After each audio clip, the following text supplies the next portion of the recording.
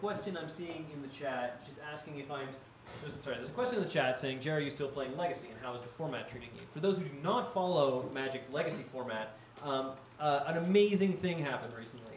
Dig Through Time got banned. And thank goodness, because Miracles was becoming just a complete... That's awesome. Miracles was becoming just a completely unstoppable force in Legacy. It was taking up a disproportionately large amount of the metagame, and it was gross. So now that Dig Through Time has been banned, Miracles has become a much more interesting deck to play against, and interactive decks like mine are able to actually do things again. So that's pretty sweet. That is your Legacy update. Oh, Buster!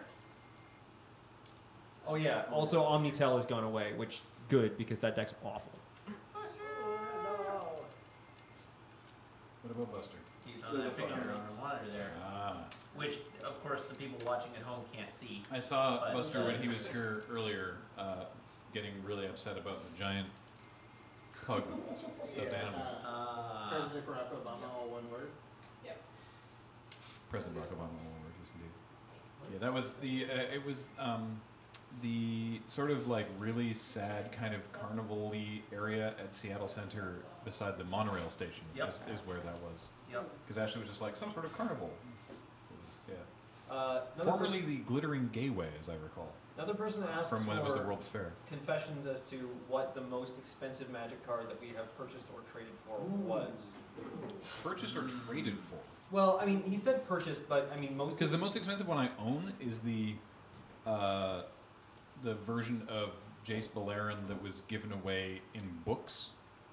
It's gone down Yeah, in value the now, book promo now one. though. Yeah, it's Yeah. gone down? Yeah, it's like 129 now instead of like 200 bucks. I don't think it's that low. I think it's Yeah, I it's- checked it like a week ago. Oh, okay. So it's either that or one of the holiday cards.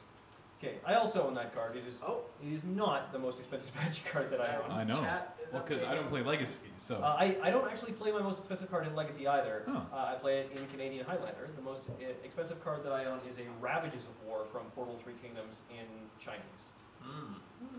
Okay, so somebody remind me again what the difference between Highlander and Canadian Highlander is? Well, that Highlander and Canadian Highlander are used basically interchangeably, at least here. Okay.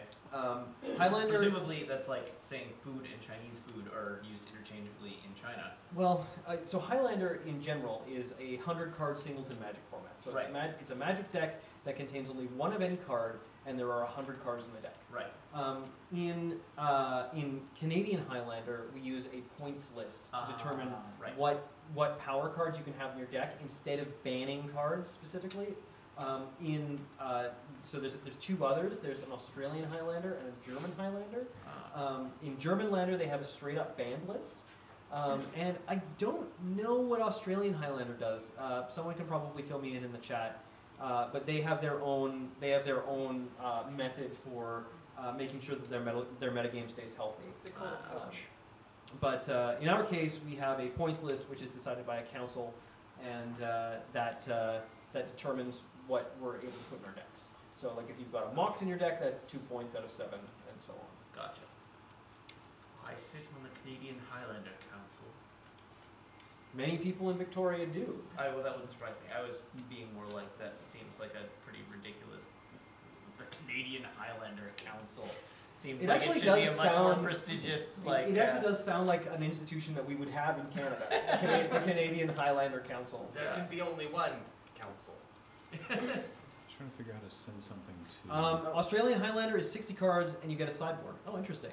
Ah. 7-point list with vintage bands. Okay, yeah, the vintage band list is basically maintained in all formats because the vintage band list is like usually dexterity cards, Shahrazad, and Silver Border, and you typically don't want any of those in most games of Magic. Actually, I think there's at least German Lander maybe you're allowed Shahrazad. There's one of them that you're allowed Shahrazad. I don't want to play that one. I think. Is Shahrazad the one that you play a second game, and Yes. then based on the outcome of that second game, you determine the end Someone of that loses turn? someone loses half their life. Yeah. Yeah, it's pretty silly. I think a lot of the time it's just the person immediately just goes, okay, I scooped the sub game.